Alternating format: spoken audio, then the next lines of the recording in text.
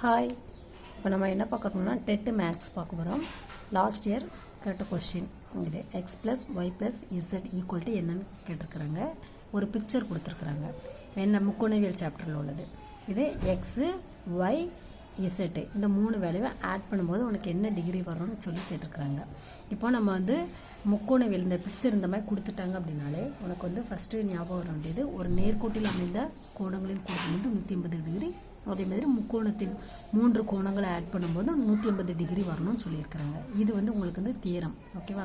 இதை மைண்டில் வச்சுக்கோங்க. அப்போ நம்ம ஃபஸ்ட்டு எக்ஸோட வேல்யூ கண்டுபிடிக்கணும்னா இது ஒரு நேர்கோடு. இது ஒரு நேர்கோடு. இந்த நேர்கோட்டில் அமைந்த கோணங்களின் கூடுதல் என்ன கிடைக்கணும், என்ன இருக்குன்னா 180 degree.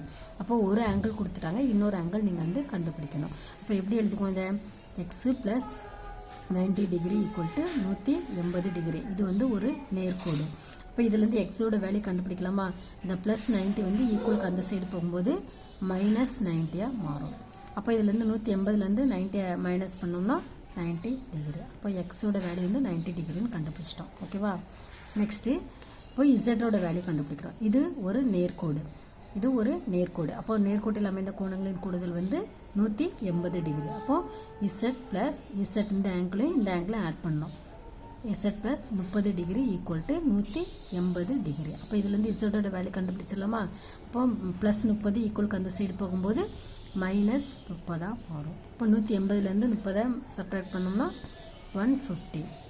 Okay, Z equal to 150 degree கிடச்சிருக்கு. ஓகே, இப்போ ஒய்யோட வேல்யூ கண்டுபிடிக்கணும், அப்படி தானே? அப்போ நம்மளுக்கு ஒய்யோட வேல்யூ கண்டுபிடிக்கணும்னா இது ஒரு நேர்கோடு. அப்போ இந்த ஆங்கிள் நம்ம என்னன்னு கண்டுபிடிக்கணும். இந்த ஆங்கிள் கண்டுபிடிக்கணும்னா முக்கோணத்தின் 3 கோணங்களின் கூடுதல் உட்புறமாக தான் நம்ம ஆட் பண்ணணும். ஓகேவா? முக்கோணங்கள் இது ஒரு முக்கோணம் தானே? இது முக்கோணம். இந்த முக்கோணத்தின் 3 கோணங்களின் கூடுதல் 180 டிகிரி. அப்போது இதில் என்னெல்லாம் கொடுத்துருக்காங்க? இதில் 90 டிகிரி ப்ளஸ் ஒரு 30 டிகிரி. இந்த ஆங்கிள் நம்மளுக்கு என்னன்னு தெரியாது, அது கண்டுபிடிக்கணும். அதை நம்ம ஏன்னு வச்சுக்கோம். ஓகேவா? Equal to 180 degree. இப்போ இது ரெண்டு ஆட் பண்ணோம்னா என்ன கிடைக்கும்? 120 degree plus A equal to 180 degree.